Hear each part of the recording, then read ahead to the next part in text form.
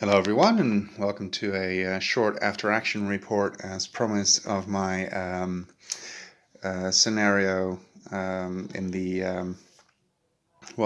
in the campaign that I'm designing, Memoir 44 Breakthrough campaign covering Operation Bagration.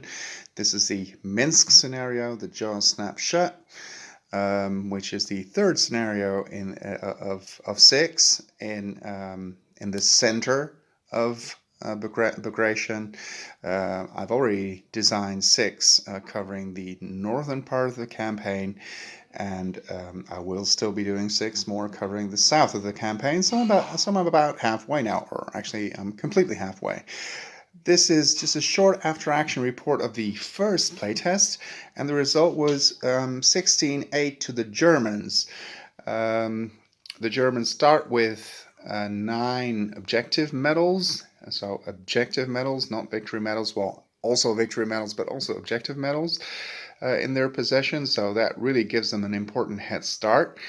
What happened? Well, practically all the action took place either on the Russian right side of the board, and and they had some trouble penetrating the German lines here. If you watch my previous video, you'll see the 5th Panzer Division there, and they really managed to hold up and decimate the Russians there. Even though they don't have too many units left themselves either. They have the Tiger left and the Tiger and the and one lone tank figure. Russians weren't very lucky in getting reinforcements either on the right side or the left side of the board. Basically, you roll you need certain dice combinations, and then you roll a d6 to determine whether they're going to enter on the left side or the right side of the board, and then you roll 3 d6 to determine the hex. So this would be number 3 left, 4, 5, 6, 7, etc., all the way up to 13. It ends here.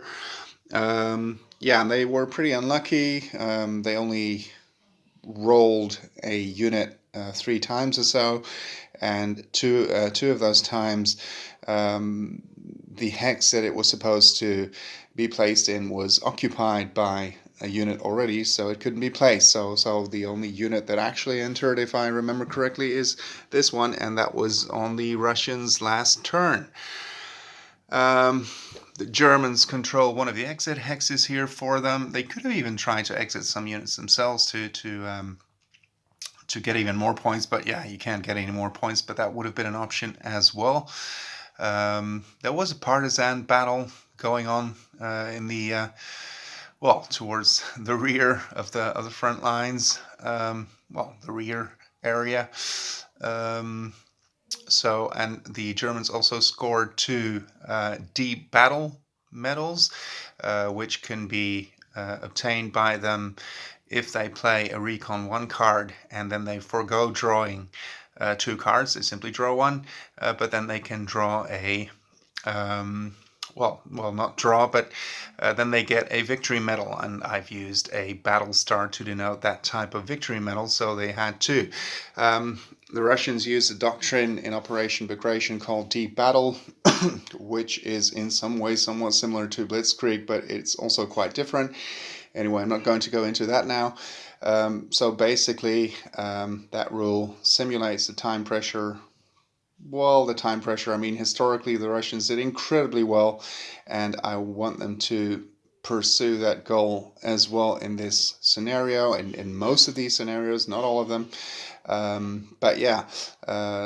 they were slower than they were historically. That's how you should see that particular rule, and which would allow the Germans to basically get away with more units and equipment than they did historically, and perhaps Stalin getting angry for not meeting the expected timetable, although in reality they did even much better than expected. So basically on this side of the map, nothing much happened. Very little happened. I believe this unit attacked once, trying to take away a metal objective from the Germans by forcing them out and moving in some units of their own. But actually here the Germans are pretty weak on this side of the board. And again, mind you, most units are still in the place, or very much in the place that they were at the beginning of the scenario. And the Russians probably should have pushed here, because on this side of the board, as it was historically, that part of the front line was very weak, and it had the Russians pressed there, although I do have to admit that they hardly had any cards for that side of the board. They did indeed have cards mostly for this side of the board, and as in reality, that side of the board near Borisov was actually very well defended. So as you can see, yeah, they got decimated there, the Germans as well, but yeah, they really don't have lots of units to, yeah, they probably wouldn't make it. It would take many more turns to build up forces there through reinforcements. Yeah, all the Minsk hexes are still controlled by the Germans.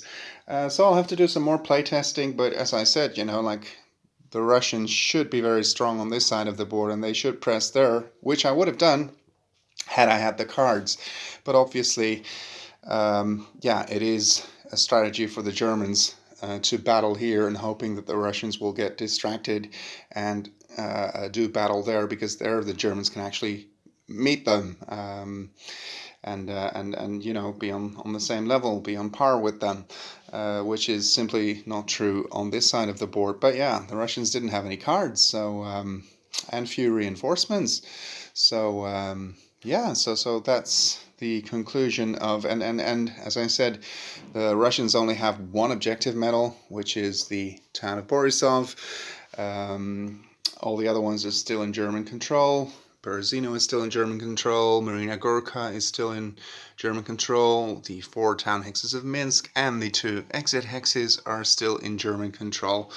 So yeah, that had this been part of an actual campaign, which it is obviously, but I don't have all the scenarios yet, and as of now I'm simply trying to get the scenarios to be fun and balanced,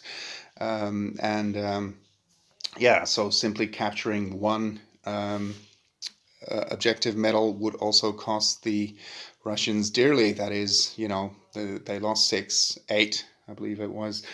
But yeah, they would lose even bigger because they captured only one objective medal, and the Germans are still in possession of as many as 8 of them. So very enjoyable. And I'm not saying that because I happen to have designed the scenario, but it was quite enjoyable.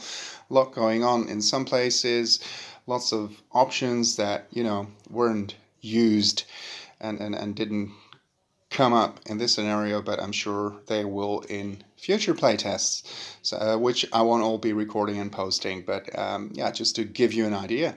So I hope you enjoyed, and see you on the next one. Thank you for watching.